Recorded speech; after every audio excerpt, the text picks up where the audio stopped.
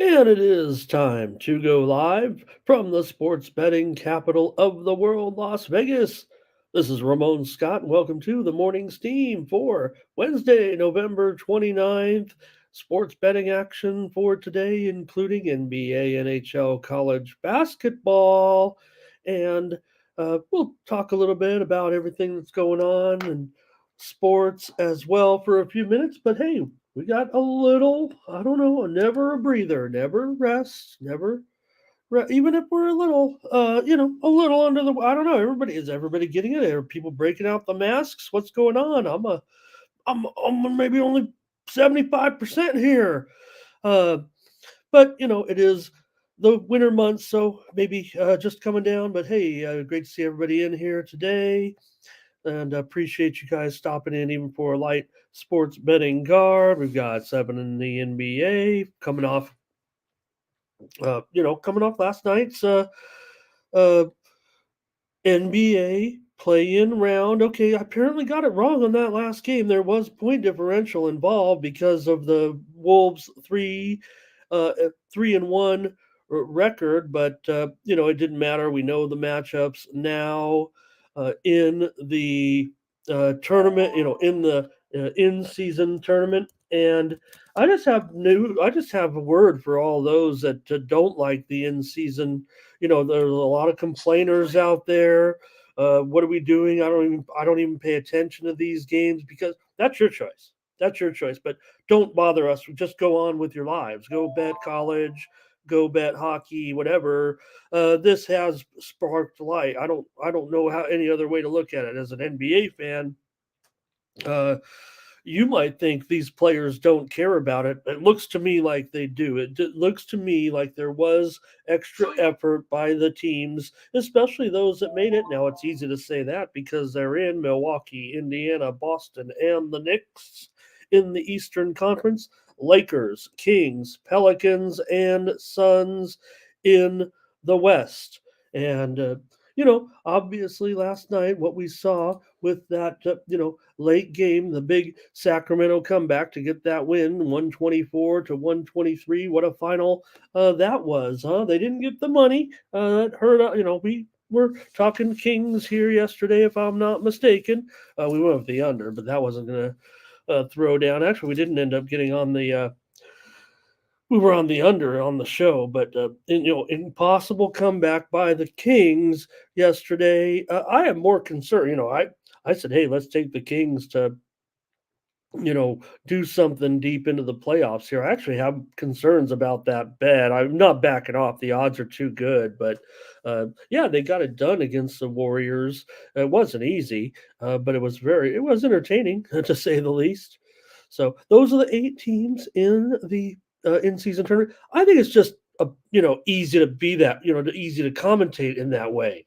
What are we trying this for? What do we need this for? This is a long season, man, and this has brought some spark and some life into it. I think that it's just too easy for commentators to just and with all due respect, I see some of you guys in there as well in our chat saying they don't like it. That's fine. That's fine. But and if you're just saying that, to get a rise out of me. It probably might work. Actually, I'm not here to defend the league or anything. You got to find ideas to keep things rolling, right? You know how baseball used to do it in the minor leagues is you take the first half winner, you win the championship, and you're in the championship, and then they play a whole nother second half of the season on the back end to decide another champion. Then they'd play off those two teams. Imagine being the champion, waiting half a season to play in the championship game, and you might get players injured. They might go up to the major leagues, whatever. Anyways, it doesn't have pertain to what we're talking about here. But in-season tournament last night, pretty fun, pretty entertaining, I thought.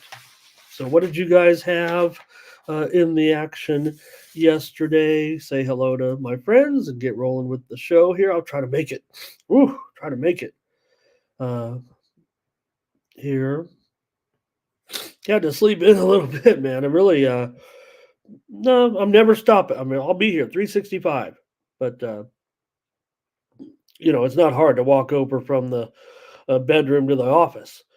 All right, let's say hi to some folks coming in today. and see maybe what is on your minds yesterday in the world of sports and sport.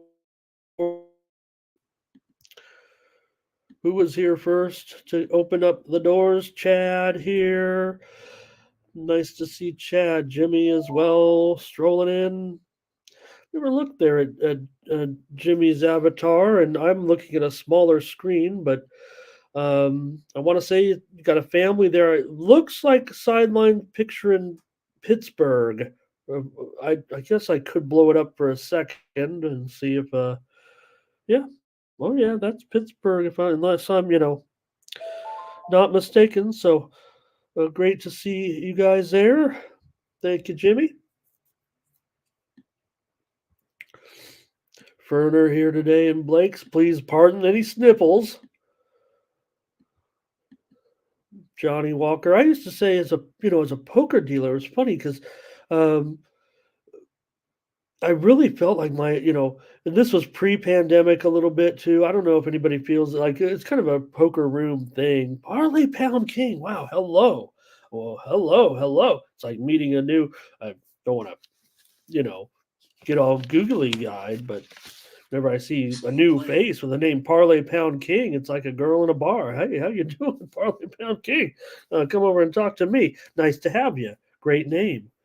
There, Chad. He got the sweep on me. What are they? What were the games? Let me know. Let me know. You don't have to tell me, Chad. Just tell me when. Ferner always bringing the motivation. Chad's won 14 of the last 17 picks against me. He's probably going to replace me on the show at this rate. Ram, Z, World. Blake here, ready to go with some plays today. It looks like this is a huge college basketball card. I picked 4 games out, the 4 best, and we'll take your requests. Maybe we'll put the morning games in too. And a little bit of sports news coming your way in just a moment. I'll have a little monologue because of the short card today. Chad, hello. E. Burke here today. Matt D checking in from Big D, if you will. I guess that'd be Dallas, but from our Denver crew. Oh, interesting here. Johnny, that was a thought. I mean, you'd think so. It's hard to do, right? Um, to a certain extent. I'm sorry I led everybody astray. Still winning by 12 points would have been pretty hard. Although they did lead by quite a big margin there for a while. So I was calling it win and you're in, but because of the three-way tie, they can't work the and Minnesota had to play, right? So maybe there was just a little bit of confusion on my. We didn't have who we had. We covered it pretty well. I mean, look, the teams that we kind of were saying we're going to be in are in. And here's Josh. See, he's one of those anti guys. So Josh, just go. I love Josh. Don't get me wrong. But the tournament is probably the best thing. Probably should do away with the regular season. Just do a tournament, quite frankly. I think we're on a completely different page here, Josh, quite frankly. And again, you have an 81 game season, man. An 82 game season. It is long. This is basically, you know, 4 games for most. Four games, and then you get assigned 2 games. You play 2 playoff games.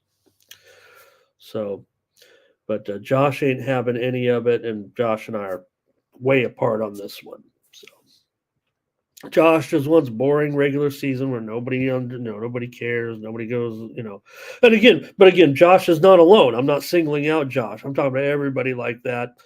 Um, you know, don't worry about it. Then come back. You know what? Come back after Christmas. Some people don't even watch the NBA till after Christmas. Believe it or not.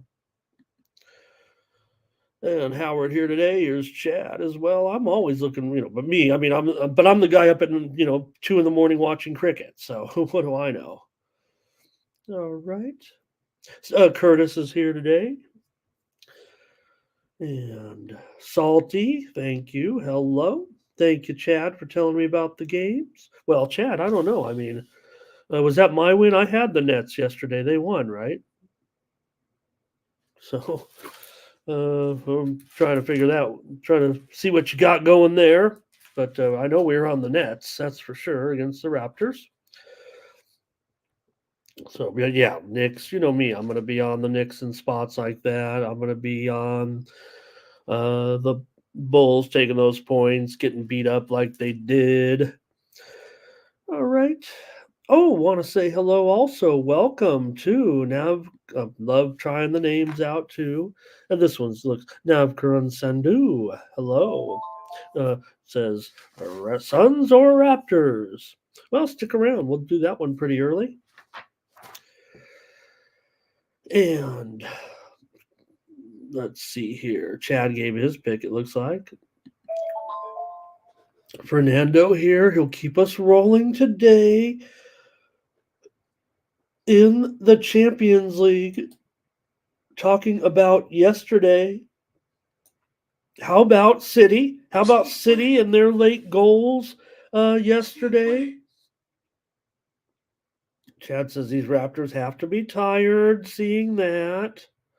Gerardo's here.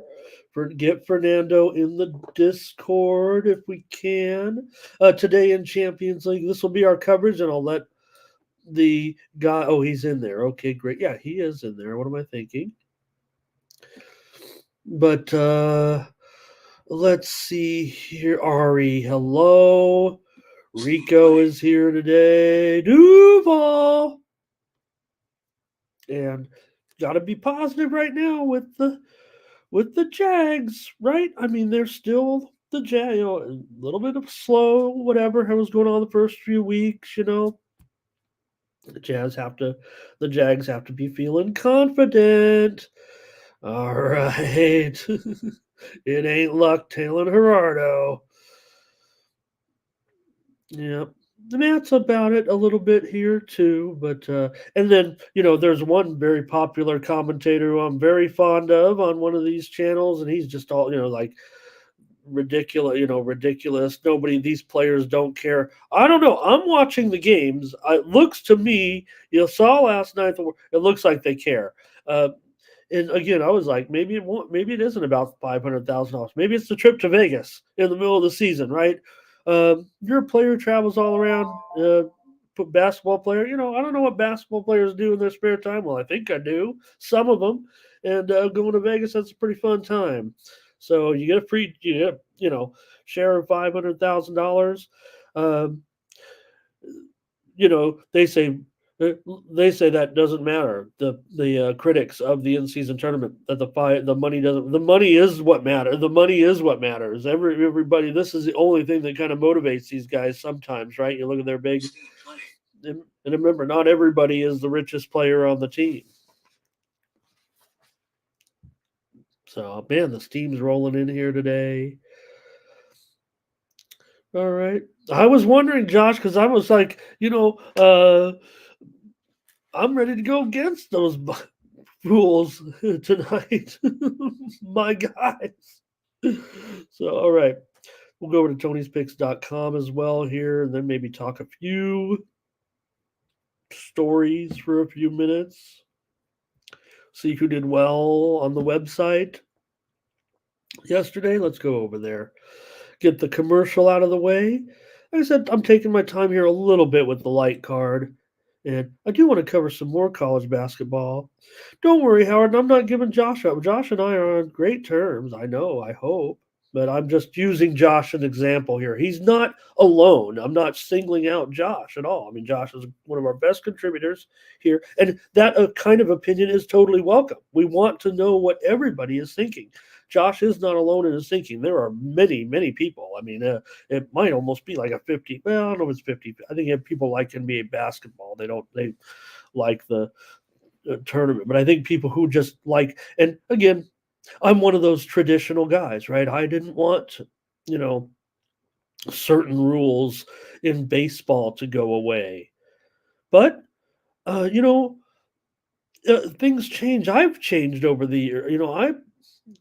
I used to be crusty and cantankerous, believe it or not. You probably think I'm that now. Let's go over to Tony'sPicks.com.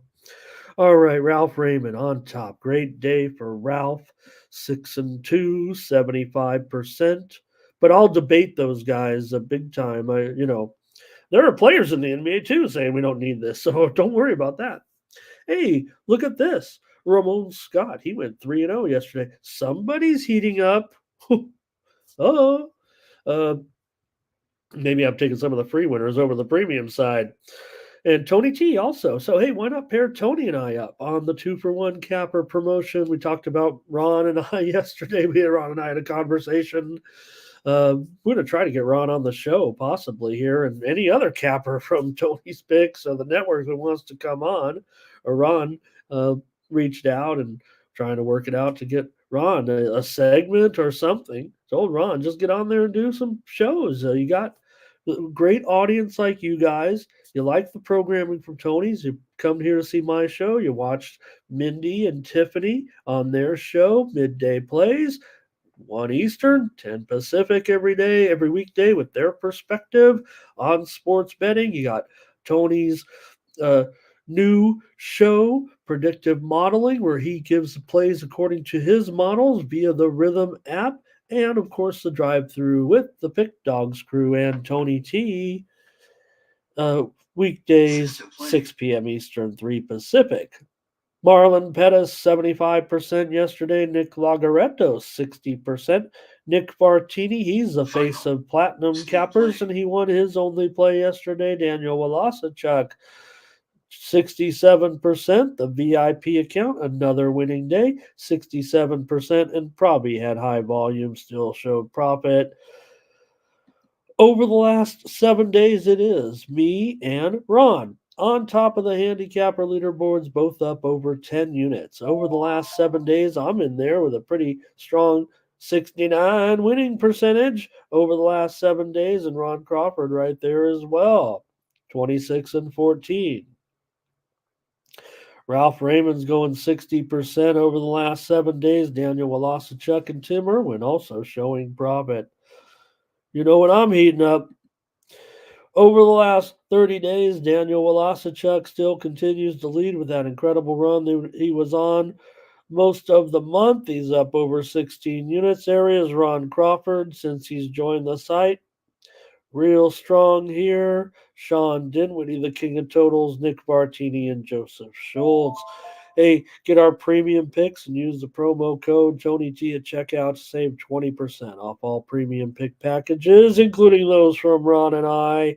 3-packs, 5-packs, 7-packs from the crew include Daniel Walasachuk, college basketball.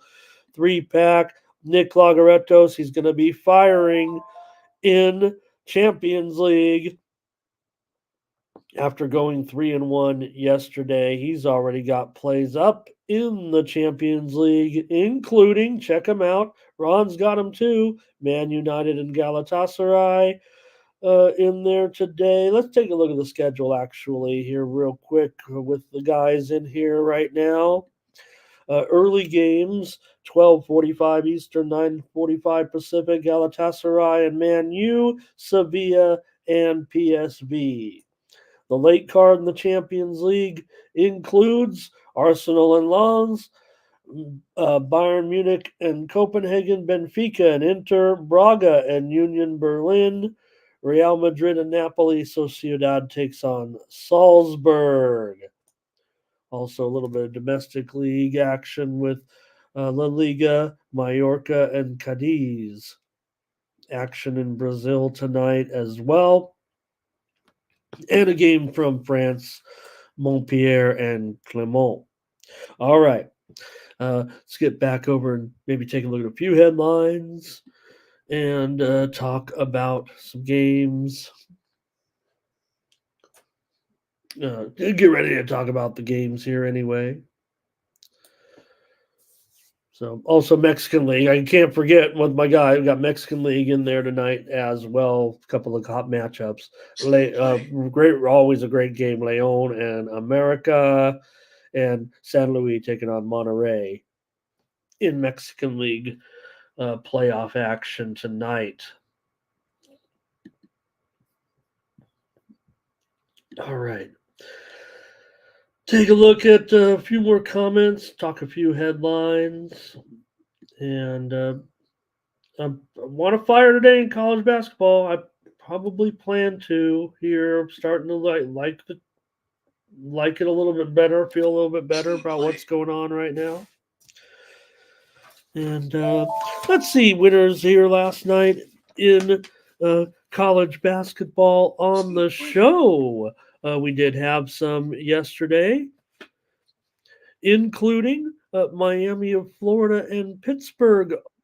We had a winner. We had a premium winner with Oral Roberts plus the points against Kansas State. We also had a premium winner in college. I had another premium winner. I promise I went 3-0. I just showed it on the site. Well, there's probably just too many games for me to focus in on. But we also had some winners here on the show, including Ole Miss last night against NC State. Had a winner there. We also had Clemson and Alabama over as a winner here on the show. NBA winners on the show yesterday included the Brooklyn Nets. I'm trying to figure out, Chad. Maybe our signals were crossed. I mean, we were definitely on the Nets there. That's our team, right? That's our money making team. So, but other winners included Thunder and Wolves under. We had the Mavericks as well. NHL winners on the show yesterday included Penguins, Predators under, Kraken, Blackhawks over, Lightning, Coyotes under. Oh, okay. Oh, I see. Jimmy took the picture there at the stadium in Pittsburgh. Gerardo's getting us started off. Let's get those. If we get them up early, we'll put them up early here on the show. Gerardo, how about that? I just can't when you put them up in the middle of the show. If I'm in the basketball segment, since we cut up all those games, we cut a basketball show out of it. I'm not going to stick the soccer in there. So appreciate you getting those on there here on the early part of the show. We'll feature them if we can get that done like that. Solo here. And also, Fernando says, how about PSV? So he's got, let me see. I mean, what were those matchups again? Eindhoven over, they're playing Sevilla and Galatasaray over Man U. And BM here over, BM first half, minus 3/4 of a goal against Copenhagen. All right.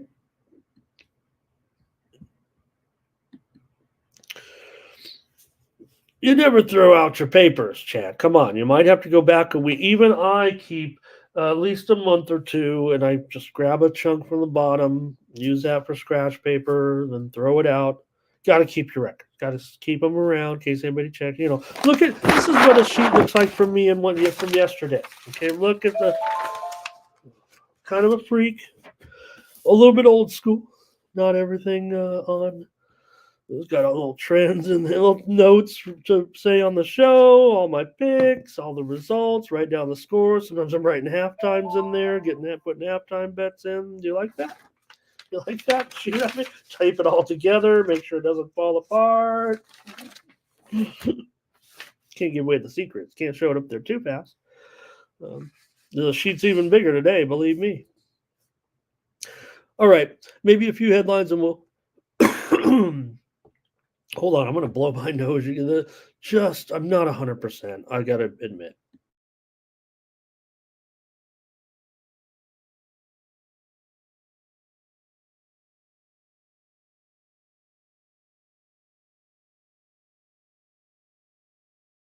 All right. Thanks, you guys. One thing I will say about learning about doing a daily show. I mean, we all go to work, right? We all wake up, go to work, and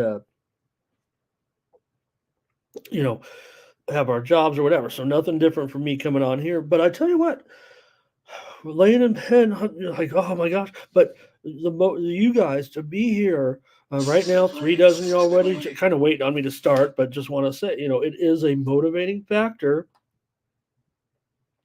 Yeah, you want to get up and go to work, see your coworkers, I've never felt like I do with you guys, with you, not just you guys. I'm not just kissing butt here. I mean, just doing this show. I mean, you feel such an important commitment to people who are going to take their time, and whether it's just hitting one or two buttons to get to the YouTube, whatever. I've never been more motivated to make sure I fulfill my commitments to not just Tony and the general manager and all that, but to the people that come here more so than even going to my job of poker dealing for 20 years or in a restaurant and seeing customer. That was good too. I think I'd relate it to that almost, especially doing it in a sports bar that we did every night when people would come in as the games were starting and the excitement would build for a Monday night game. Matt doesn't want to see his coworker. I don't get to see you guys other than your avatars.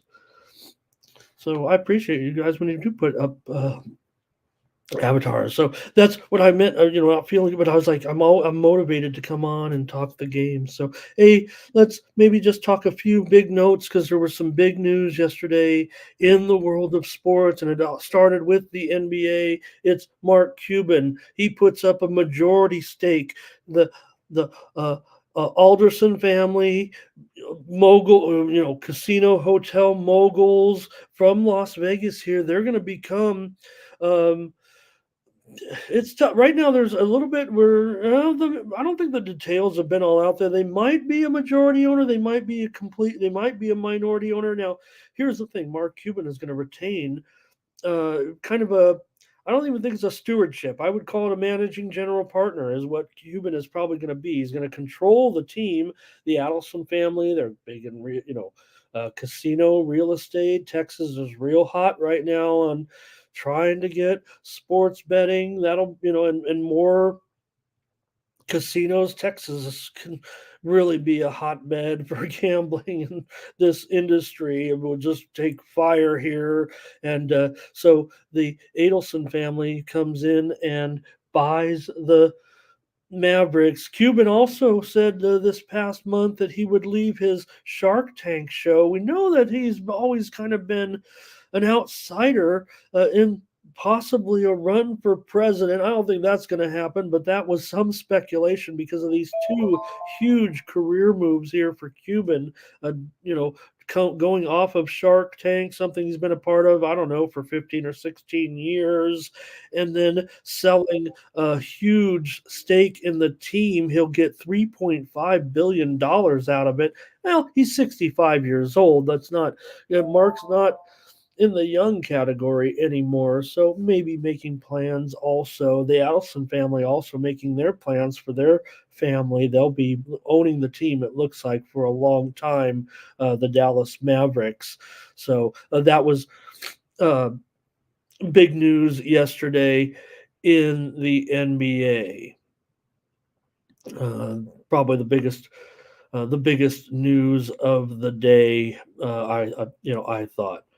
So, all right, we're gonna get into it here a little bit. Only other important thing I saw was how about in TV ratings news, something I like to follow the Thanksgiving Day game. Did I mention yesterday the Thanksgiving Day game between Washington and Dallas? Not a great game, 45-10, but just because of all the I guess factors involved, the time of it. I mean, it is the main game, really. I mean, yeah, maybe the prime time, but maybe that's the time people eat. It was the third most watched regular season game in NFL history, according to the numbers. It's hard to judge nowadays with streaming and all that, but there's also more ways to get your football too. So that game, Washington and Dallas, of all games, was the third most watched game, according to the ratings analyst, not just the TV network. So, all right, I think we'll just get started. I don't know where else we can go as far as there were some college football news certainly yesterday. Chip Kelly will return to UCLA. Look, I mean, like I said on one of the shows, even with one of the good UCLA honks, Wine Time, great analyst, great handicapper. Um, uh, what are you going to do at UCLA? And there were names out there, but can you really do better than Chip Kelly? Yeah, maybe it hasn't worked quite out. Syracuse hires a Georgia defensive back coach Brown as their new head coach. UNLV coach Odom will interview at Oregon State. Um, the poll came out. Georgia, Michigan, Washington, Florida State climbs back into the race. Oregon 5, Ohio State drops to 6th after the loss, but the conference playoff games next week could lead to another shakeup. Who knows what these guys are doing? All right, let's get into the previews here for today. Light card, so get ready. All right, good to see a few more comments.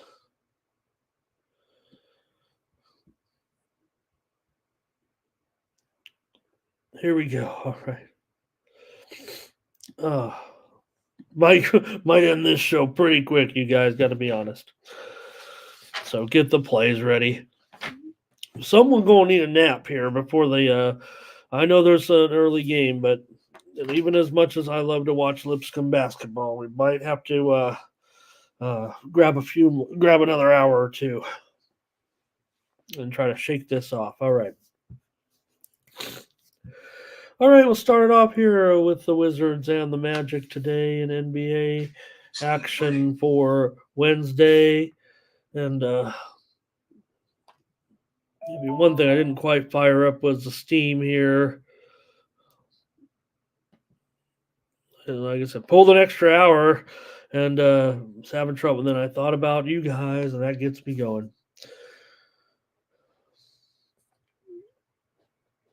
And maybe wasn't quite ready and prepared given the nature of my condition. So let me just give me one more second here.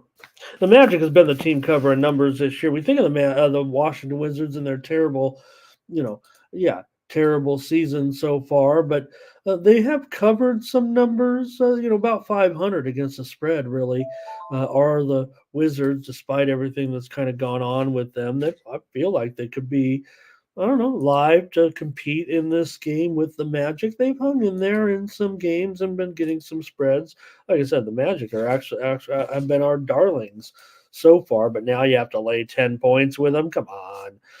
The Wizards are pretty bad. We know that with their very poor straight up record right now of 3-14, and the Magic, if anything, have been the part of some of the they've been the darlings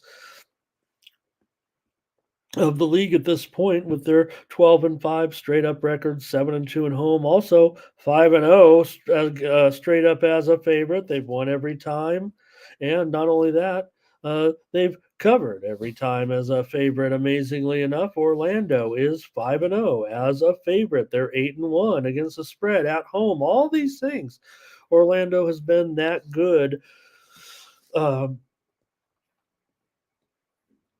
Pardon me. So far this season, feels uncomfortable to lay this many points, even against a sorry Wizards team. Here's the one thing about the Wizards, right? So yeah, they're 3-12 or whatever they are. Let me make sure I get it right. 3-14, 3-14, and they're actually not great against the spread. They're just a kind of a 500 proposition. In fact, they're 8-9. But note this, on the road where you're going to be getting a bushel full of points, especially if you're a bad team, the Washington Wizards are 7-3 so far against the spread. Now that pales in comparison to the spread record of Orlando. But remember, Orlando's been in a position where they've been an underrated team, I would think, most of the season, and that's why you have covered 9 out of your last 10 games. One of the best cover teams, if not the best cover team in the league right now. But you're going to have to lay double digits with them. I'm not sure. Not against a Washington team that's covering 5 of their last 6 on the road, in addition to that 7-3 road record. I just got to take some points here. It feels like to me, yeah, the Magic have covered 5 straight games. I will note that Washington has won 4 of the last 5 meetings here in Orlando. And, maybe we've been dealing kind of, yeah, were the Magic not quite as good as they are now? That's a fact. Whereas Washington better than they are now? I don't know. Maybe not. Maybe, probably, given their record right now. The fact that Washington is covering some spreads says they're probably not as bad as their 3-4 record indicates, but 3-14 record indicates. And I'm going to take the Wizards here. I've just got to take these points. Uh, you're wonderful, Magic. You're wonderful. Wizards not great. I gotta take the. I gotta take the Wizards, you guys. Here. Okay, thank you. Thank you, Ferner. I'm trying to drink you know, some soda pop to get me going a little. I don't care, I'll drink some 7 Up. To me, that's what they gave, when you're a kid. I don't know how that works, right? Drink 7 Up. Yeah, that's what we want, a carbonated drink. It always worked for me, though. All right. Darren, hi. Chad says it's too many. Don't forget, got a little bit of a situation here with the Wizards, he says, from yesterday. And I don't know, Rod. I'm trying to. Who did the Wizards play yesterday? I don't know if they did play yesterday. Trying to think. I didn't think they played yesterday. All right. Darren says let's go with the Magic here, though. Thomas will agree with me. And yeah, it was maybe that's what he meant. Okay. I'm having trouble following you guys a little bit on that. Hey, here's Solo taking the Wizards, and this one I'll take the Wizards as well. Let's move on. Critical notice. And that Discord trying to fire it up. Look, I would talk more soccer on the show. I like soccer. Tony's had a soccer show. I've considered trying to bring the soccer show back. Maybe it'll be Gerardo and Fernando and I. Who knows? And this channel needs a soccer show, but I'm not going to. I don't think there's enough interest, quite frankly, in the general public to watch part. We could put it on at the end maybe, but the show's already pretty long, so it'd probably be just another type of video with soccer. We need more soccer coverage on here on the Tony. We've had soccer coverage before. We have our blog. We have soccer previews often in our blogs, and that's why I begged and asked Fernando and Gerardo because they're so well versed. I love it. I mean, I had plays yesterday, nothing in premium land, but I don't even know if I was on the same plays as these guys, but I had Dortmund, I had Young Boys. What else did I have? I had City and over. What a game that was, and I had under in the Newcastle game. They had some losers in there too, but I'm not going to get into those. And I'm not even supposed to talk about in the middle of the Wizards Magic game.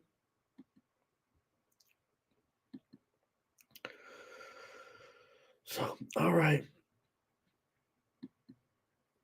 All right, the Lakers going to be on the road here to take on the Pistons, and well, now here's a team that we can have some concerns with my Lakers going on the road here. It sounds like there's some opinion here to take the Lakers in this game tonight, laying points on the road, and I'm kind of wondering, what you guys are, what you guys are thinking and why you're thinking that here in this one, because I'm pretty sure I might like Detroit here um, tonight, and maybe the over. Let's take a look at what you guys have to say, and maybe take a look at some trends here in this one. But look, here's the thing: we talk about the in-season tournament, and it's easy to say now.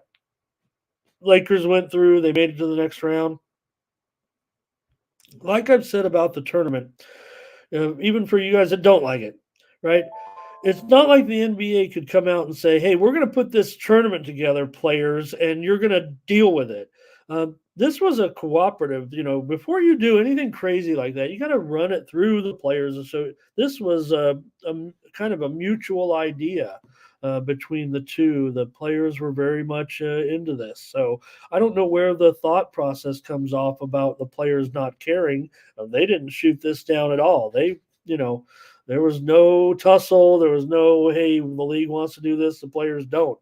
Way I'm reading it anyway, the way I'm kind of reading the news about it and everything. This was a total cooperation thing. The players are into it. They will otherwise they would have shot it down. They can do that. Player Association, pretty powerful in this league. Yeah, it's not the other leagues maybe, but anyways, Lakers here, two bad spread teams so far, but the Lakers are playing a little bit better of late to the number, and we know the Lakers are above 500, but they are just 3-8. Straight up on the road. Now the Pistons have lost a bunch of games in a row. I don't know how many it is now, 10, 12, who knows. Pistons are in a real bad way, but I would think the Lakers, this feels like a flat spot to me. I think they care about the in-season tournament, quite frankly. And if anything, be careful. This might be the rest spot.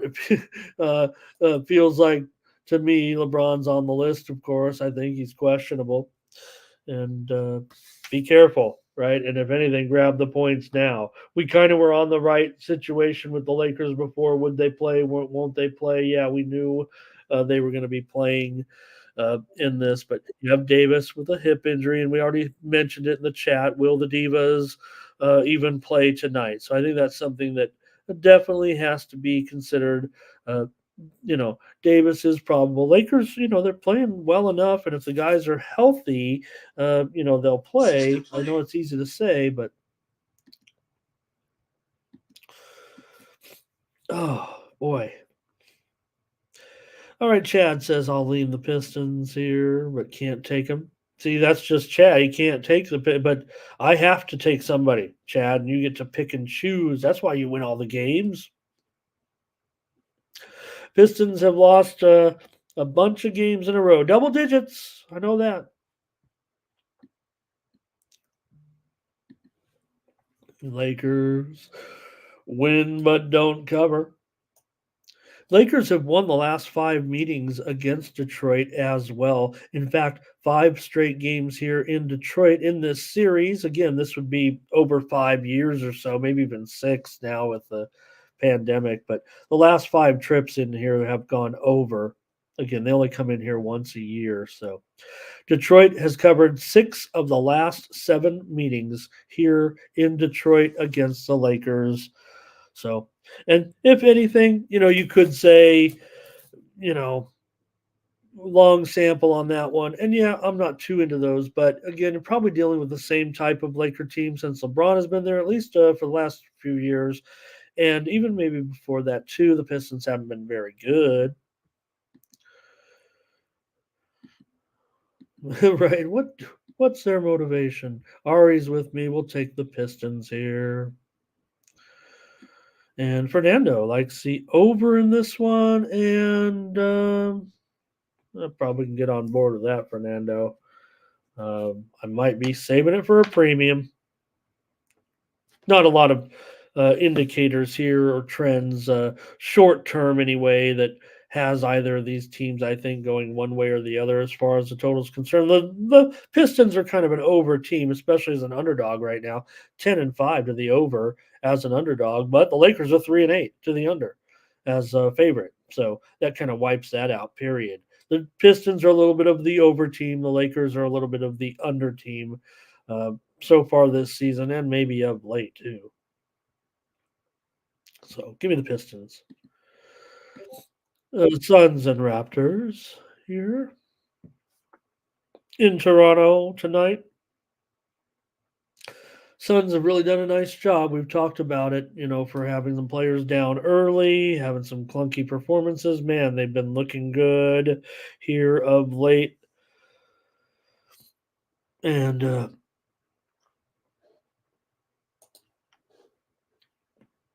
woo, favorite on the road in this one by 3 points. And As a road favorite so far for the Suns, it hasn't been too bad. They are 6-3 against the spread on the road. Period. Just 7-6 as a favorite. Toronto 5-4 so far at home this season against the spread. Pistons on the road 7-2 straight up, looking very good so far for uh, Phoenix. Let's see some of your Lucky Powers here today. Lucky Power, they were you know Lucky was in one of the chat rooms last night, and well, one of the hosts. That's my nickname. That's my nickname, Lucky Power. But we all would like to have a little bit of that Lucky Power. Here's Darren. He likes the Suns in this one today, and man, I kind of want to go under. It's a little bit tough for me in this one because these two teams, well, especially the Suns, they go over so much. Look, Fernando says over. I think I might end up in a little bit of a challenge here. It feels like with Fernando, yeah, the Suns are 11-2 to the over so far as a favorite, but we know the Raptors are a little bit more of a slower pace team, a lower scoring team for the most part. They've kind of split pretty much so far this season. Yeah. Oh, that's a very interesting, Chad. That'd probably be good enough for me. I got to be honest with you, but and I'm real conservative. That is odd. Oh, that is sick, actually, Lucky.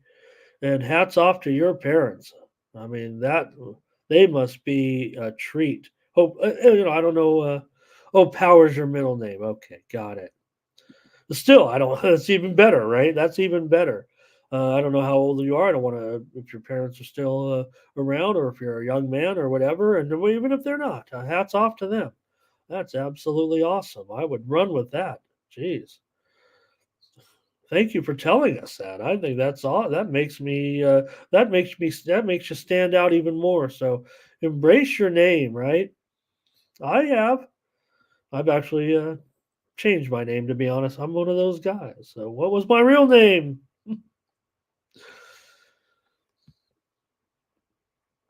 All right. It is my real name now. I've changed my name in my life. I thought I was gonna be a big star. I wanted to be like Charo or Pele or something. Oh. Oh, all right. In this one, I'm gonna take the under here a little bit. I know this one reeks of over. I know Fernando said over. I'm gonna take the under in this one.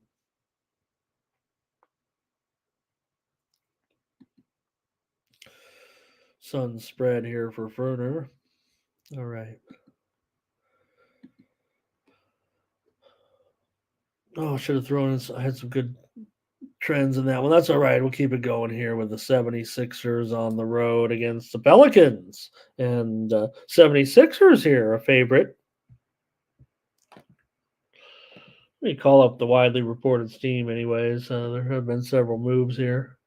And again, I should be updating the spreads on screen. I am a little out of it, no doubt. But I think most of them are right. 2.5 and 230 here is what we're looking at for the most part for the Sixers. They've won 5 of their last 6 games on the road. They've also had a pretty good time in this series against New Orleans, having won 4 of the last 5 contests. The Pelicans, though, have won 5 straight at home all of a sudden here and have a 6-4 record after struggling early, covered 5 straight at home, I should say, where they are 7-3 against the spread so far this season. Total has gone under in 5 straight New Orleans games. Philly has been an over team so far this season. They've gone over in 11 of 17 games, but the Pelicans have gone under in 7 of their last 10. They are 5-5 over under at home. So even though they've been a solid under, maybe the games at home have been a little bit more higher scoring for the Pels.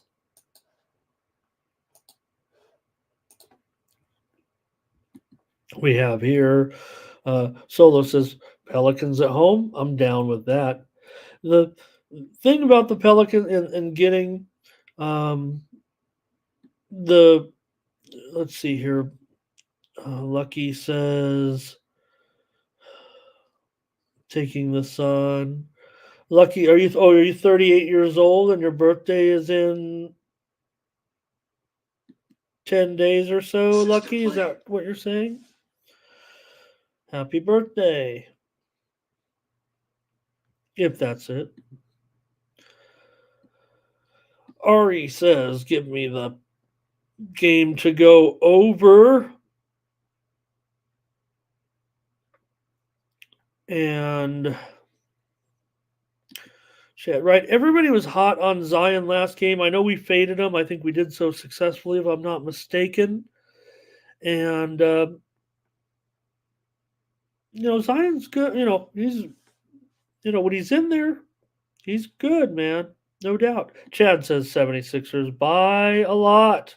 Here's the thing about it, right? I mean, talk about the Pelicans and their success. Remember, the Sixers have been one of the best spread teams in the league so far. 12-5 ATS, 10-3 against the spread so far. 10-3 against the spread so far this season as a favorite. As a favorite. Let me clarify that. And Josh says, well, let me touch on that in a moment. Oh, after this game with 76ers and the Pelicans. Can I make it? All right. We'll see. But I'm interested, I think, in the total here in this one. This total's been on the move. Started as low as 228. Or, like I said, this has been a bit of a conflict between these two teams right now. I mean, the Sixers are kind of the higher scoring team. The Pelicans, um, maybe the lower scoring team, if you will, at this point. But definitely seen some pretty solid moves to the over here, but I'm going to end up on the under, I'm afraid, in this one. And Chad wants the challenge. He wants me to take the Pelicans. I'm not sure on the side. I'm not sure, Chad. So I'm just going to take the under in this one.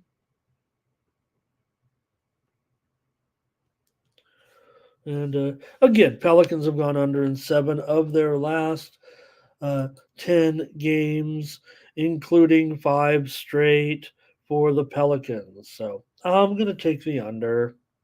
Okay, so let me get to Chad's question here. No, I mean to Josh's question.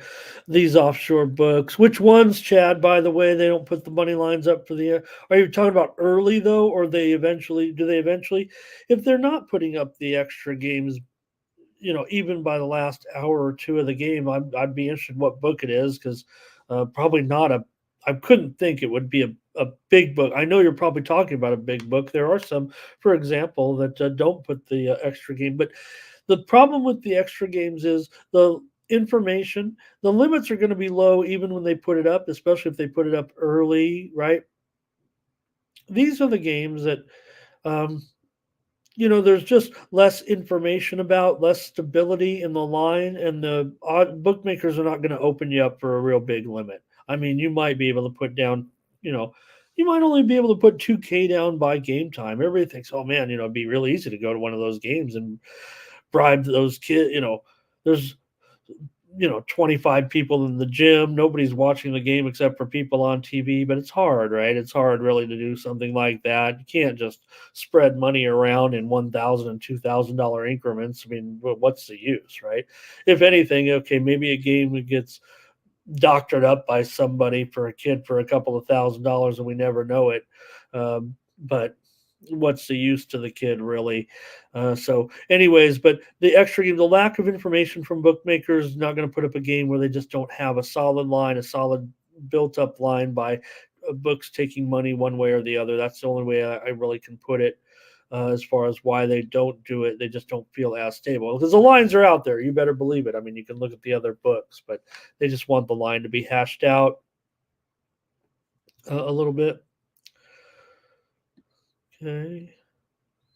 Oh, Chad, I totally agree with your comment there about Yurtseven and the type of player that he looks like he'll be. All right, give me the under 76ers and the Pels.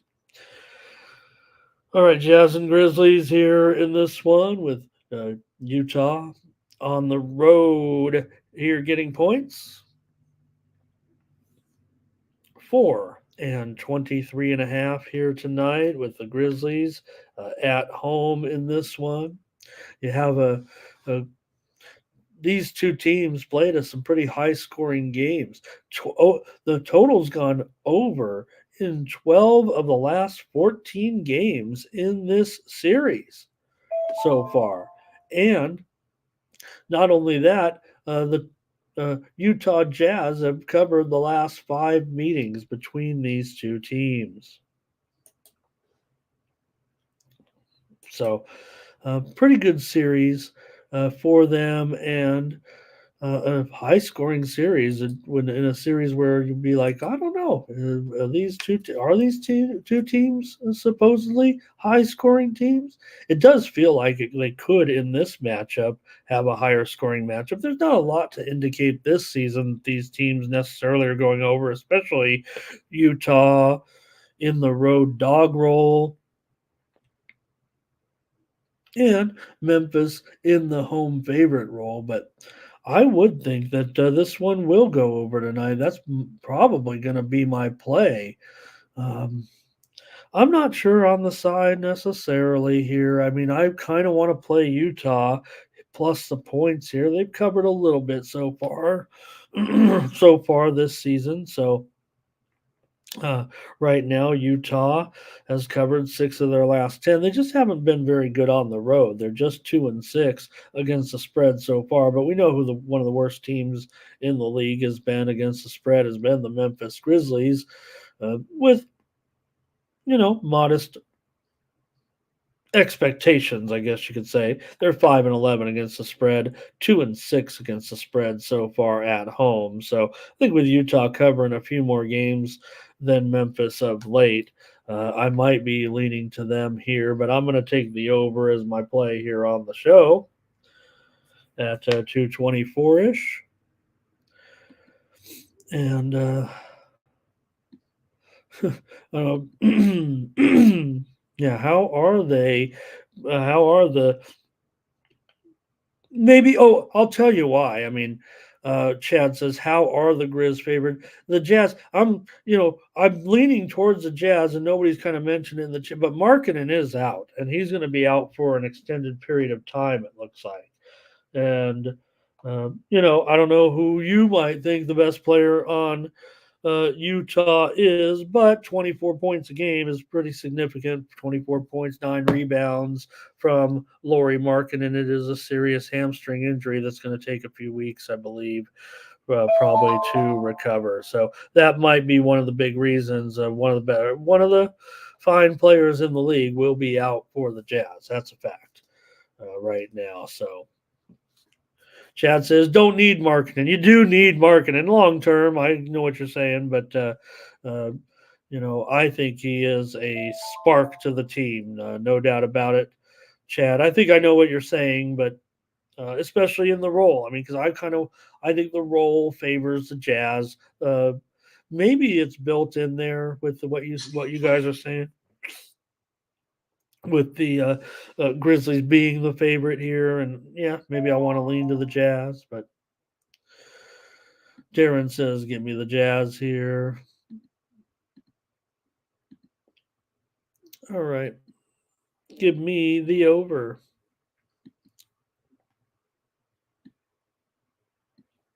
Rockets, Nuggets on Wednesday night here, and you got the Nuggets at home, favored by 7.5. Boy, talk about a team that feels like uncomfortable to back, right? I mean, this should be a pretty awesome matchup considering what the Rockets have been doing of late. I mean, everybody loves. Oh, geez. Oh, boy, you guys. All right. I apologize for my uh, everything. Apologize. Never apologize. They told me, but Anyways, the Rockets have been just super, covering 8 of their last 10 games, 10-4-1 against the spread overall this season. Nuggets, yeah, they're bad against the spread. In fact, covering just 2 of their last 10 games. But I will note they are 5-3 against the spread so far at home. Believe it or not. Well, as a road favorite, they've been absolutely dreadful. We know that. So, I mean, I want to try to get on these points for sure. It feels like in this one, and look at that total, low total of the day, and why not? I mean, you look at these two teams. We talk about teams that are doing scoring or whatever. The Nuggets, yeah, they're the defensive team, yeah, pretty much, and yeah, they're missing their big time scorer of late, but Houston's 5-10 to the under so far. The Nuggets are 6-12 to the under, a combined 11-22 so far to the under. 2/3 of the games played by these teams so far have been going under. Houston is 4-8 to the under as an underdog, and uh, does seem like this total is moving. It should be lower right now. It feels like. What is it? It's still 216. I kind of want to go under in this game. I'm also going to lean to Houston. Um, what do you guys have here in this one? Your solo says, give me the Rockets. Why are you mad about these Rockets? I've got to be happy about them. Josh says, do they finally beat them? I think Ari's going under here. And Chad says, they do play better at home. Yeah, well, they're 8-0 at home, right? I mean, if any 8-0 at home, 5-3 against the spread.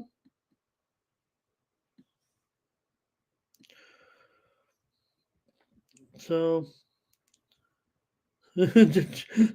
Solo says Chad's passing on every game. And you can. I mean, that's the great thing about you guys. I'm never passing on this show. I'm practically never passing in real life either. Life is too short to pass. All right. I think I'll leave it at that and pull the trigger and just go under. I mean, this feels like a massive under tonight, quite frankly. I think the Rockets can stay in there.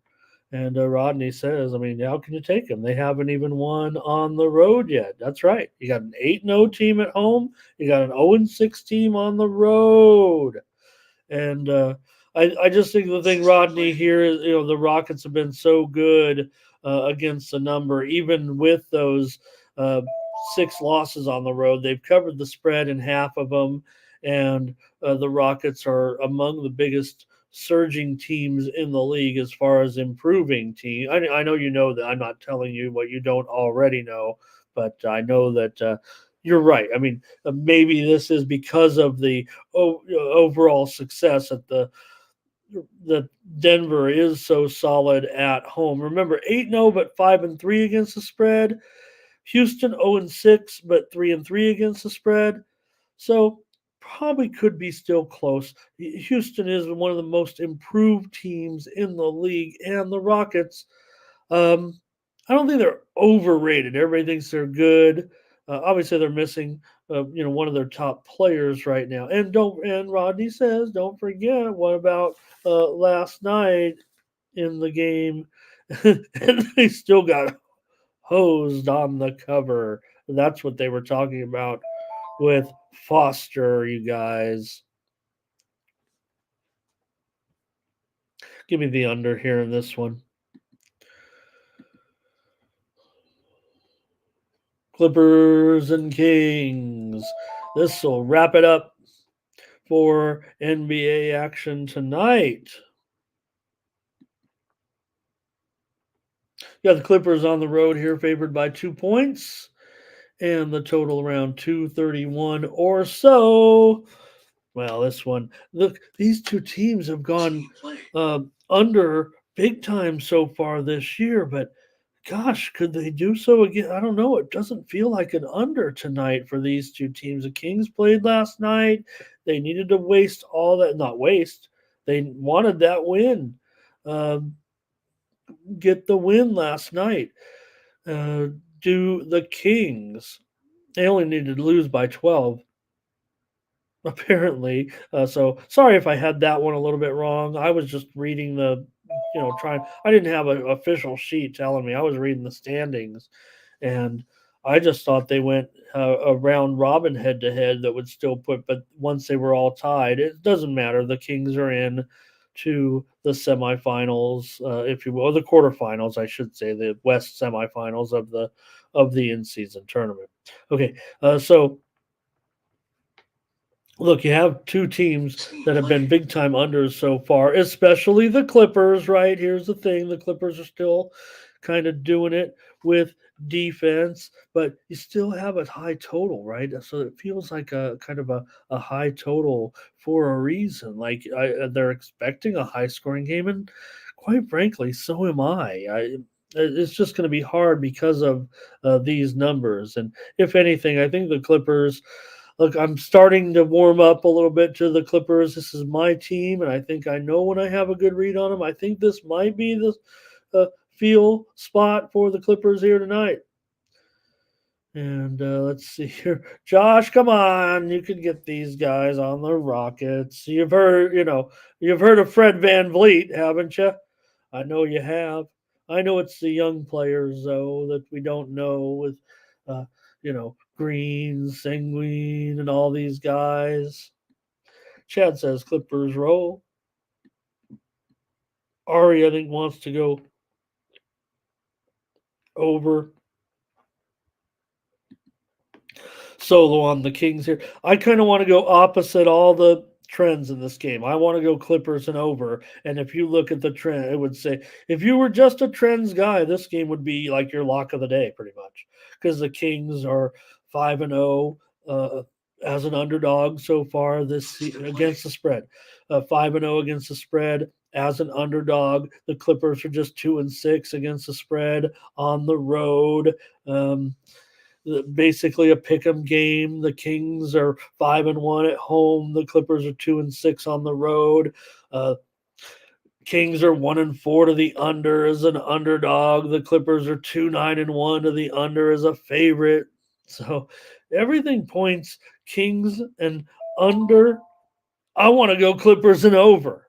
So call me contrary. I'll take the over as the play here on the show and buck those big time under trends here.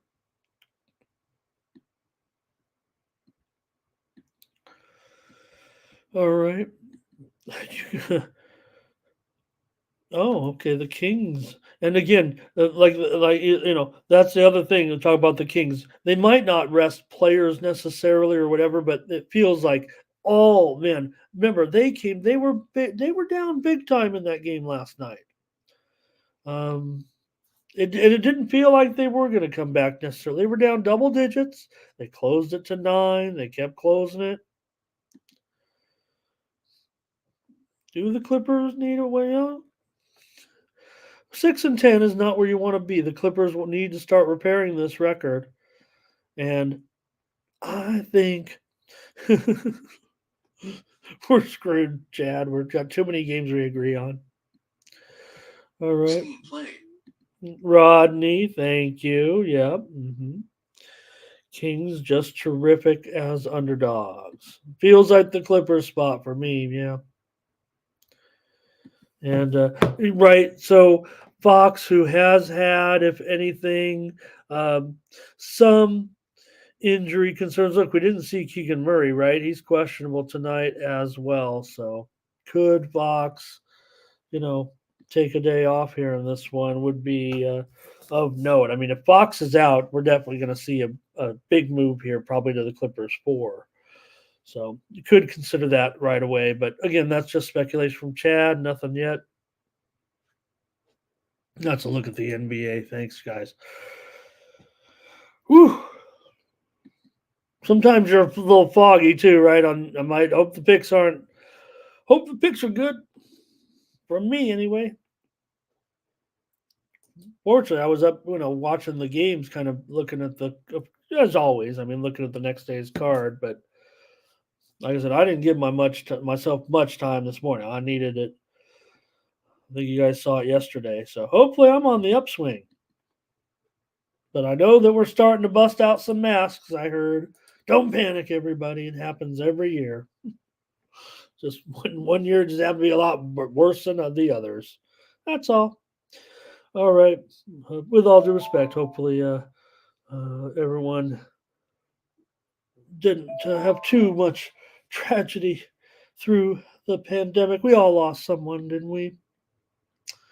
All right. So that's how you know it was real. Let's get started on just a 3-game card in the NHL tonight with my Montreal Canadiens taking on the Blue Jackets. Sam's in goal here for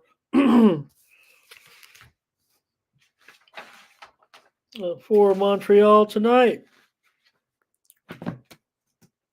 Call up the goalies. Oh, there we go. See if we have any confirmed goalies yet.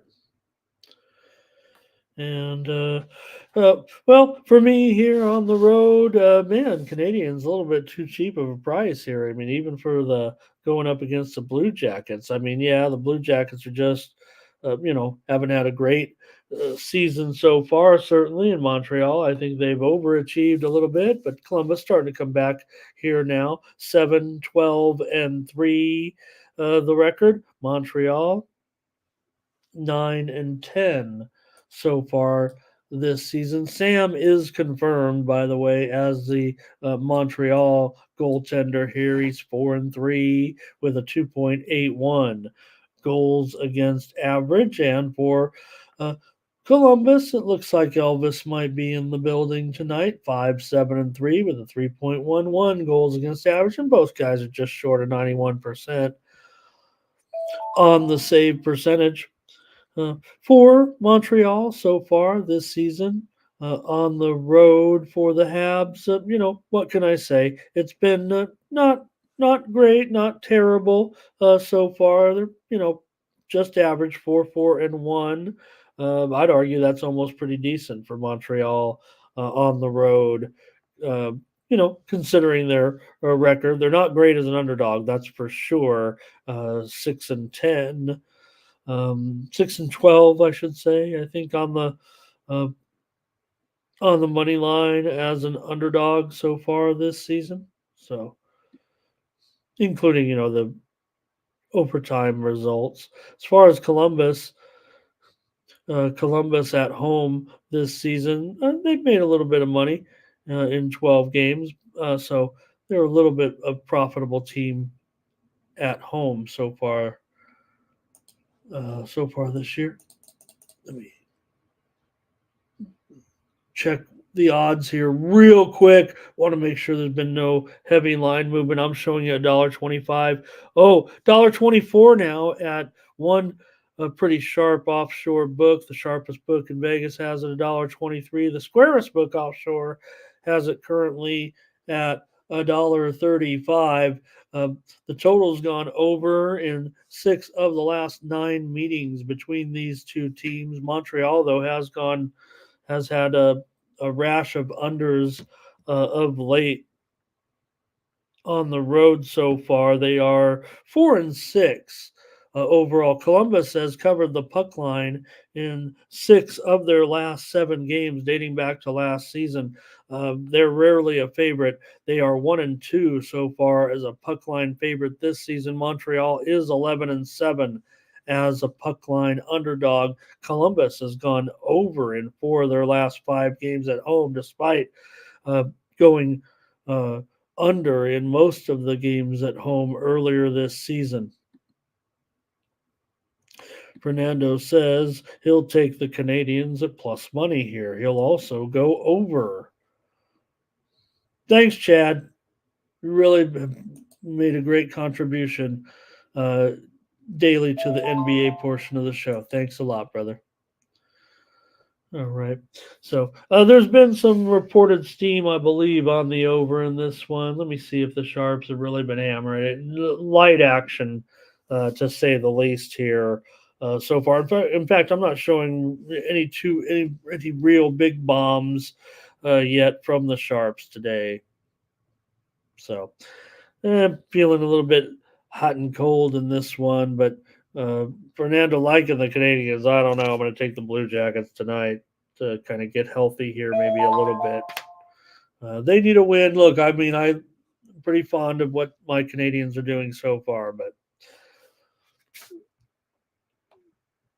I have a feeling we're coming back down to earth a little bit eventually.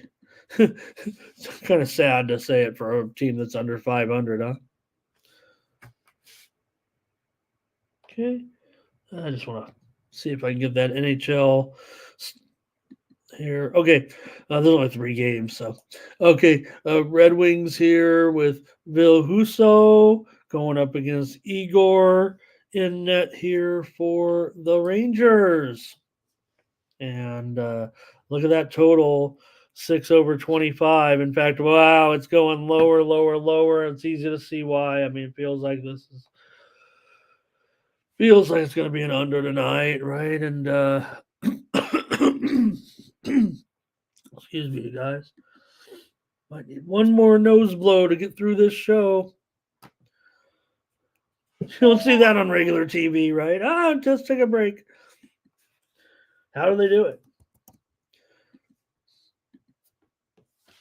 Okay, 6/15 now. So this one's on the way lower. I'm sure it's going to go over. I'm pretty much willing to lay the Red Wings in this one. Yeah, have we had a little bit of success with the Red Wings? Yeah, I think we have here, really. They've been pretty decent given their, underdog status so far this season. I mean, look, there's nothing wrong right now with this Red Wing record of 11-6, but they might be flying a little bit high at this point. I don't know if we're ready to see a complete Red Wings turnaround. Real impressed, real happy. Anybody who's watched Red Wings hockey for a long time, we've kind of waiting to get back to any kind of normalcy. You know, I don't know. I mean, even in this chat, uh, maybe I attract a little bit of an older crowd, but I think we got gambling is a kind of a young person's game now too. So, you guys, the Red Wings used to be murder out there. They used to be awesome for man back in the '90s. The Red Wings were crushing it, man. They were winning cups. They were doing a lot of great things. So it's good to have the Red Wings back. Hopefully, this is for real. They are so far 11-6-3, but they're going up against the Rangers here, one of the best teams in the league so far at 15-4. I feel like this is a spot for the Rangers for me to take the puck line. I'm going to take a puck line. I rarely do, but I'm going to today. I expect problems here for the Detroit in the scoring department. Yeah, Detroit's gone over so far this season in 11 of their 17 games, including 5-2 on the road. But it's the Red Wings that are the under team so far. They are 4-11 to the under as a favorite. They've got, Shesterkin likely in goal. Husso is the confirmed goaltender tonight for the Red Wings. He didn't play on Sunday, and he's been, backing up uh, Alex Lyon here so far, but uh, he is coming off his best performance back on Friday. He saved 25 of 27 shots in that 5-2 win over Boston, but the Red Wings will be without Larkin here in this one, and the Rangers have been playing so well. So I'm going to take the Rangers tonight and play them on the puck line, probably in an under 3-1, 4-1, 4-2, something like that. So I love the Red Wings. I tell you, had a friend one time back in the day. She was a Red Wings fan. All right, and go ahead and give me the Red Rangers tonight, though. Probably in a low. System play. Probably could. It's probably my leading premium here in that game, but we'll see. Talk about the under. Only 3 games tonight, like I said. Okay, Capitals and my Kings in this one. And yeah, wow, the Kings $2 favorite. Okay, whatever. Maybe they'll get there.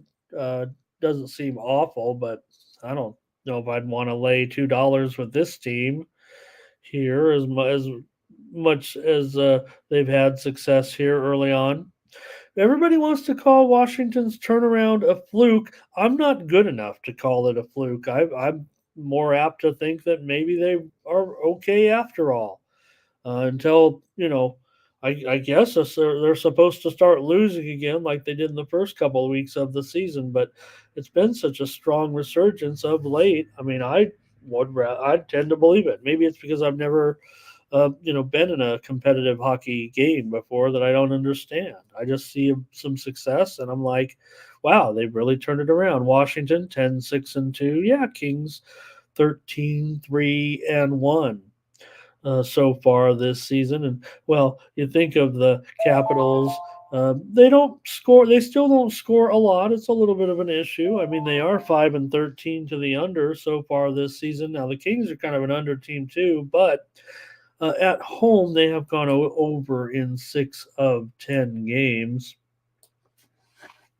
Uh, Kings on a roll right now, obviously, with their winning streak. I mean, they beat Montreal, they beat Anaheim, they beat Arizona, they beat St. Louis. Those aren't, teams to brag about. They did beat Florida in an impressive win at home, but they're on a 5-game winning streak right now.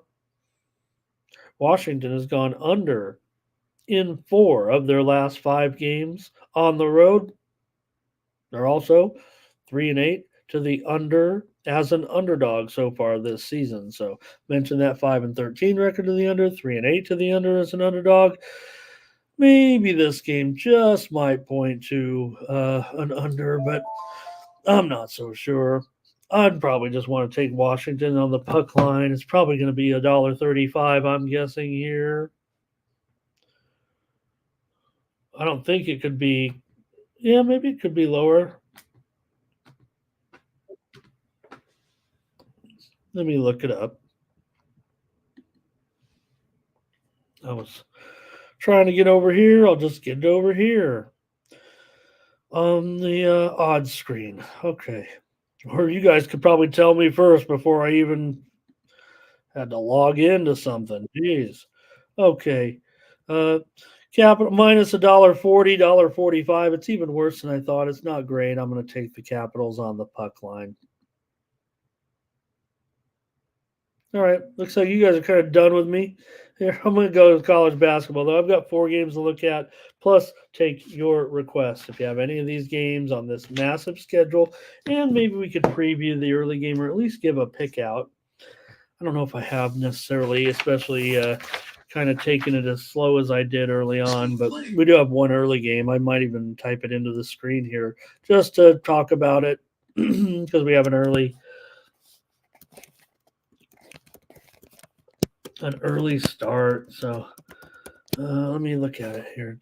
Chattanooga going up against Lipscomb. I didn't really look at it too much from a preview perspective, but since we have an early game, let's put it up there and see if I can't just find a play off the cuff that after I look at my charts and see if we don't have something here. Just because this one's at noon Eastern and 9 a.m. Pacific time. And we've seen a few overs by these two teams so far. So far this season, the action's totally coming in on the under so far, but I don't know if I see it that way. I think it'll probably be an over in this one, and probably lean to the home favorite here. Maybe we can take a look at a few trends with these two and see. I'm mostly going to be about about the trend. You can look. It's hard to break down man versus man. Yeah, you got your Ken Palm. You can look at it. I do. I love to look at it. Ari's got his college basketball action in here, saying North Florida at Iowa today.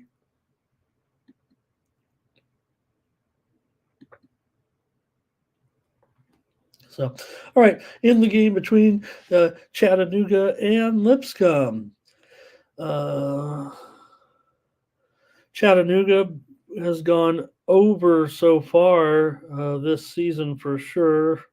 Call up the numbers here. All right. This is kind of a familiar series for these two teams, if I'm not mistaken. Chattanooga's beat Lipscomb in 4 of the last 5 meetings between these two teams, including last year, 72 to 6. Well, Lipscomb won last year, 72 to 66 in an upset. So really, these two teams have only played the last 2 years. You can throw that trend out the window. That's just on my notes list there.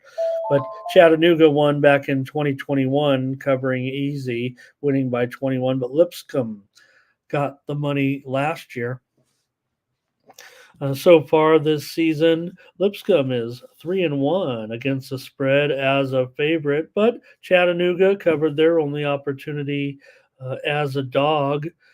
So far, they were getting 4 points from Louisville, and they beat Louisville 81 to 71. They've won 4. They've won 5 of 6. They're 5-1. Is Chattanooga? Their only loss was to Evansville. It was an upset at home. I believe, or tournament. Let's see. They were favored by 8.5, and they lost by 8, so they got upset in that one.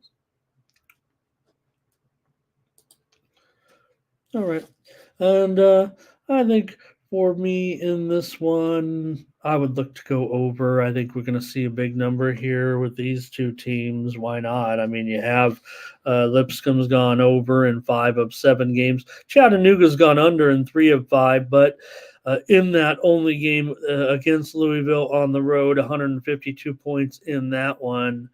They did win. So I'm going to go over here and look for both teams. Both teams are going to have to get into the high 70s here, and maybe even one team's going to have to reach 80 points, obviously, to assure the cover here. But this number was higher for sure. It was as high as 153.5, and it's only gone down. So, but I'm going to go over in this one. And again, I'm still trying to narrow down what's going on some of these overs because there are more overs. There's not. Okay, so here's what I've also been. I'm almost done with some of the numbers. And again, I'm trying to get done before kind of conference play, or at least here by the weekend would be nice. But there are just more high totals and high scoring. There's still low scoring games. We know that. We've seen them. But there's just a higher amount of higher scoring games than in years past right now. So just trying to, determine for me what the deal is. All right, over in that one. Now we got some big games back in the SEC ACC Challenge. We saw, results yesterday in the ACC Big East Challenge games, right? We saw Georgia Tech with the upset of Mississippi State. How about that one, huh? And how about South Carolina? They dumped Notre Dame. What's going on there? LSU got rocked by Syracuse. We had a big-time loser in that one. You guys actually were telling me not to go with LSU yesterday. Good job in that one. Missouri shocked Pittsburgh for another win there for the SEC on the road against the ACC. It was Kentucky. They rocked Florida, giving the SEC the win in that one, right?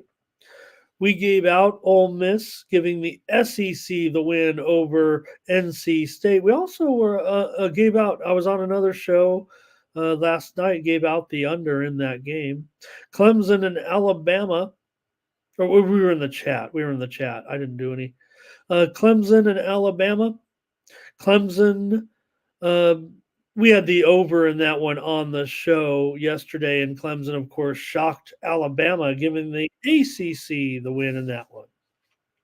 Okay, so let's go on with ACC Big East Challenge action today with Tennessee going up here against North Carolina. Carolina a favorite. This is 7:15 Eastern and 4:15 Pacific. I think I might have went out of order here a little bit.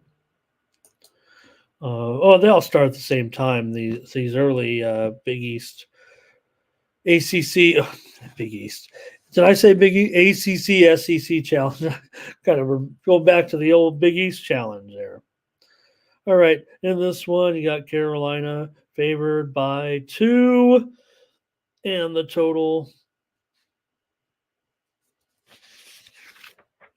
There we go. Total is at 144-ish. Make sure it hasn't moved too much here. Yeah, 144, 2 and 144, just like it says there on the screen at this point. So Carolina coming in 5-1.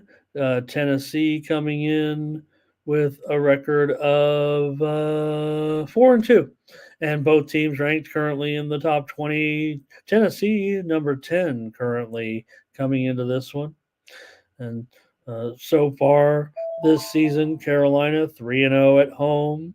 Tennessee lost their only game as an underdog so far this season. They were a 1.5 point dog in that game to KU the other day and lost it 69-60.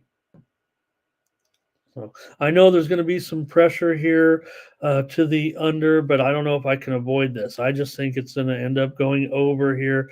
Yeah, we've seen some under results so far from these two teams, but with Carolina, they've gone over 4 out of 6 as a favorite so far, and I'm not sure on the side really in this one. Total's gone. Carolina's won 20 of their last 23 games at home. These two teams have had they had a game 2 years ago in this series in the challenge, and it was Tennessee winning 89-72. I'm not going to put too much necessarily into that. Carolina's won 5 of the last 6 meetings, but that's dating back about more than 5 or 6 years overall. So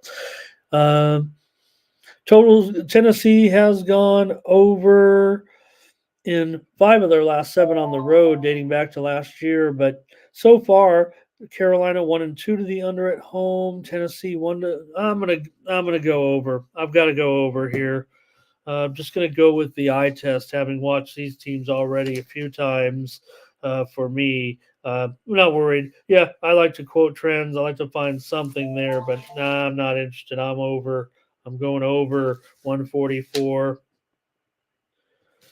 for sure. This one, hey, I do come on this show sometimes even without and I'm just thinking right now, I'm looking at the moves certainly, which are nondescript. I mean, it's been back and forth, 143 to 144 to 143 and a half to 142 and a half to 144 and a half. It's been bouncing up and down.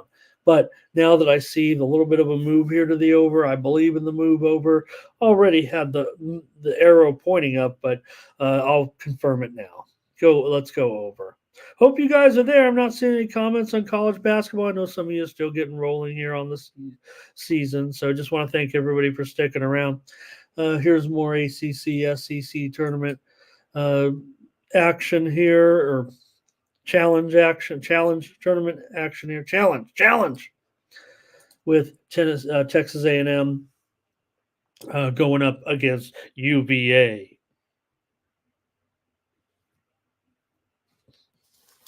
And so far with these two teams, I mean, I'm probably going to like UVA to win this game. The total's 124.5. That's skyrocketed. It's not 127 anymore. I know this thing's gone down. Virginia, right? That last game, that was a little bit too low. Wasn't it? Look, Virginia totals seems like something that I really am pretty good with. I know they're tough because, one day you'll be like, 131, you got to go over. And that's the one that, or under, and that's the one that goes over. And then it's like 117. You're like, oh my God, this is going to be a 90-point win. And it goes to 35 or something. So Virginia can be a little bit tricky. Texas A&M has gone over in all four of their road games so far this season. They are 6-1 overall, but and I believe I'm including neutral site games there, not just trying to remember what. Let me see what A&M. Let me look and see what A&M is doing. Uh, for the most part, because they played those neutral site games. They lost to FAU as their only loss so far. There's no problem with that. So A&M off to another strong start for Buzz Williams. They probably should be higher than this current ranking, I would think, of number what are they, 14, 19 now? I don't know. They're top 20 still, but not gonna sleep on Virginia necessarily at this point because they've had a pretty good start too, and their only loss was to Wisconsin. That was this one I was talking about, right? 65-41. But yeah, went way under against West Virginia. They're doing Virginia things already for the most part.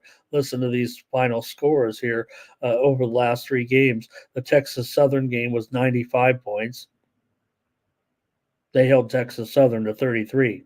The game against Wisconsin had 106 points, and the game against West Virginia had 110 points. So, Bennett has Virginia playing like Virginia for the most part. And that's what you get, those low scores. Here's a comment finally. Hello to Josh. Thanks, you guys. All right. I'm going to take UVA here, though, to beat Texas A&M today. We'll get a victory at home. I'll lay 1.5 points.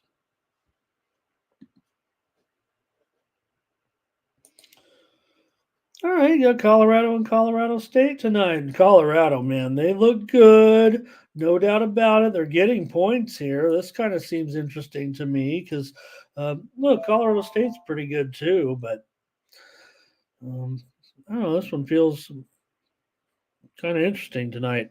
Anyways, in this one, you have Colorado State here, favored by 3.5. Colorado State's been, if anything, look, Colorado is good. We knew they were going to be pretty good, and maybe they are a little bit better than we thought they would be at this point. But Colorado State is 6-0, and Colorado is just 5-1. So Colorado State, the thing that, of course, kind of shows that they're a surprise at this point is their 5-1 spread record. Colorado, we think, wow, they're 5-1. Everybody's like, oh, they haven't even gone on the road yet. Have they? Yeah, I think they did once.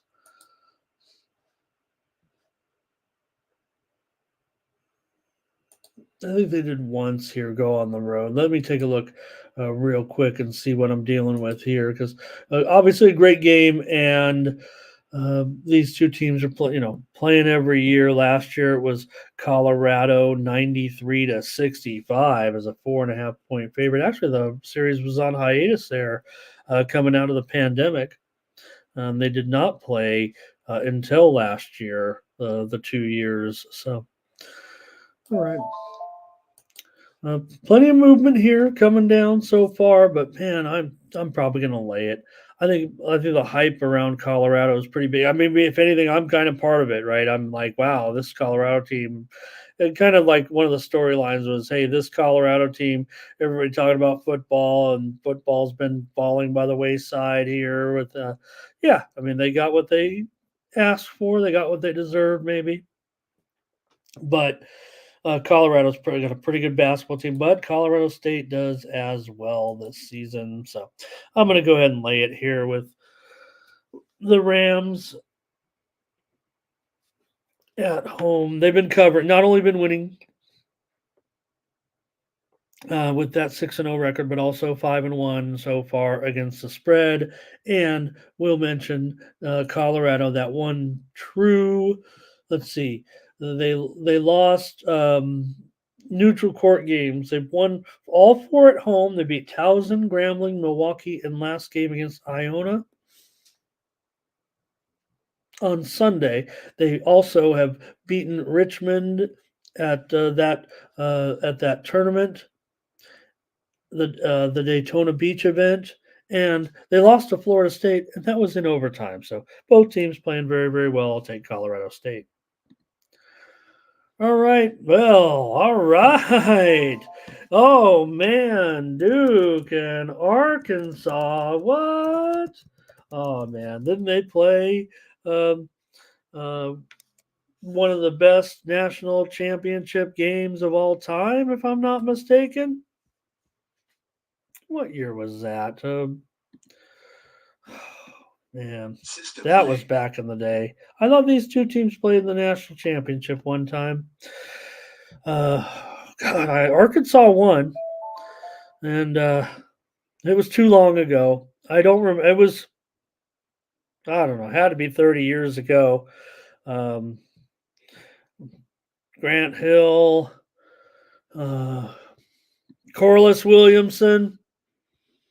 Almost want to look. Does my the Ken Palm doesn't go back that far, so I don't know. You guys have to Google it. Let me know. Had to be like 1993 or something that these two teams play in the national championship game. Thank you, Jimmy, for your picks here today.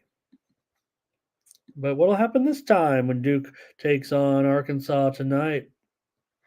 And Duke's favorite on the road. What's going on here? Uh, okay, I mean I get it so far, especially um, take a bring the current lineup and make sure I got it right. But Arkansas 4-3, I get it. Duke by 4.5. Oh, down to 4.5. Okay, so I'm not totally crazy, right? Or am I? 4.5 and the total 150 ish. So yeah, 1 point move. Got to respect Smooth that. play. Like I said, when I first saw it, I'm like, well, what's going on here? You got Duke a road favorite, and maybe they are deserving of that favoritism. But I'm gonna, and I'll probably just end up going over here in this one too. I don't know why I keep going over it. Well, I know why. I mean, Duke so far. Look at some of these Focus. scores they've hung on some of these teams so far at home. Um, this season. And again, this is on the road, but let me see. They scored 95 against LaSalle. They scored 90 against Bucknell. They scored 92 against Dartmouth. Okay, that's not Arkansas. I totally get that. But for this Duke team, well, I don't know. Looks pretty good. I mean, uh, I think we could all say at this point that Filipowski is one of the best players in the country as far as performing on the court right now. I mean, a lot of categories for the big man. Looks to be one of the best big man going. Certainly for the young 7 footer, the sophomore, playing pretty well. So got to be impressed so far with Filipowski right now. But Arkansas, usually they're totally overrated, but they're usually also a pretty big favorite, right? They're 0-1 against the spread as an underdog. They're 1-6 against the spread overall. So, if anything, they've just been totally overrated. And now it feels like maybe, just maybe, this is the spot that you want to grab them. I mean, look, um, I'm so hot and cold on Musselman. 1 minute I think he's just a, you know, I could do with all the muscle. I could take muscle, but it's part of the package. You want the muscleman motivation, you got to take some of the ego with it a little bit. I don't know Coach Musselman. I've interviewed him. Well, not one on one, but I mean I've been in a press conference interviewing him, and it's hard not to like the guy. He's you want to hang out with him, but you don't want to be coaching a basketball game against him. You don't want to be betting against him. That's when you'll hate him.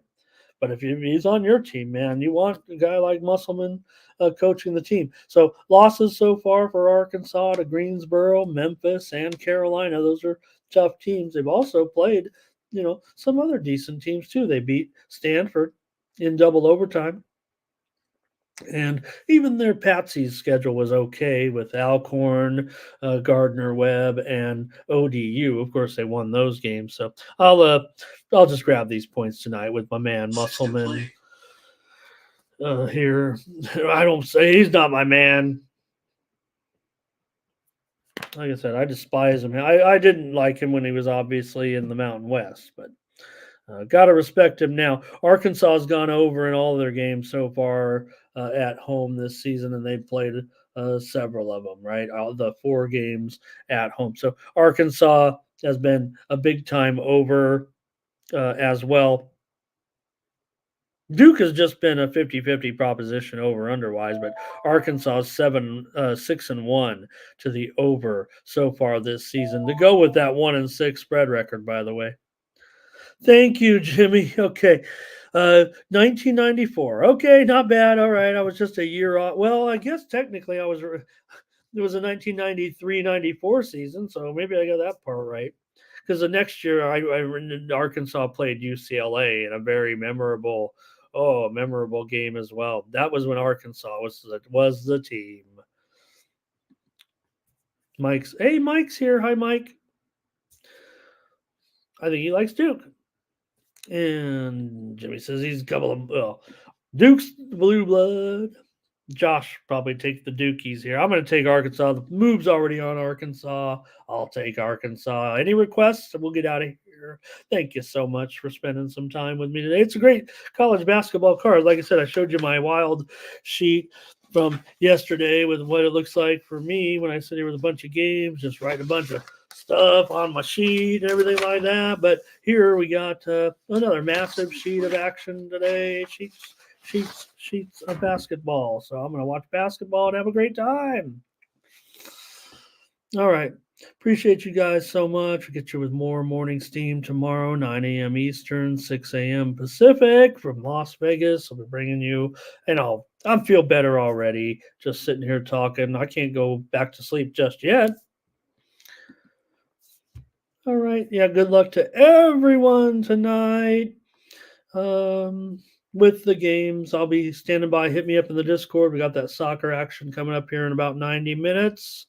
I already see some plays in there. So appreciate you guys so much and all your support of watching the show.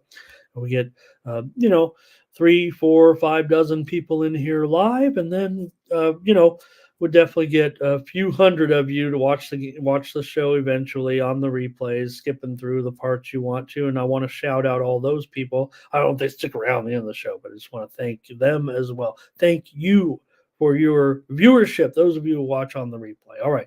Don't forget, here on the Tony's Picks YouTube channel, later today, it's Mindy Hahn, Tiffany Mance, Midday Plays, 1 p.m. Eastern, 10 a.m. Pacific, followed by Tony's new show, if you haven't seen it, Predictive Modeling, where he uses his computers and the Rhythm app, his sponsor, he used to do it all on his computer. Now he uses an app. Just the same data, just does the work for him, and he's able to come up with his plays that way. And of course, at 6 Eastern, 3 Pacific, it's Tony T and the Pick Dogs crew with the drive-through, getting you ready for the action at the top of the hour. They'll get you out of there well before the top of the hour so you can get those bets in. All right, gang, thank you so much. Thanks for putting up with me today, and we'll catch you tomorrow for more Morning Steam. For Tony'sPicks.com, this has been Ramon Scott.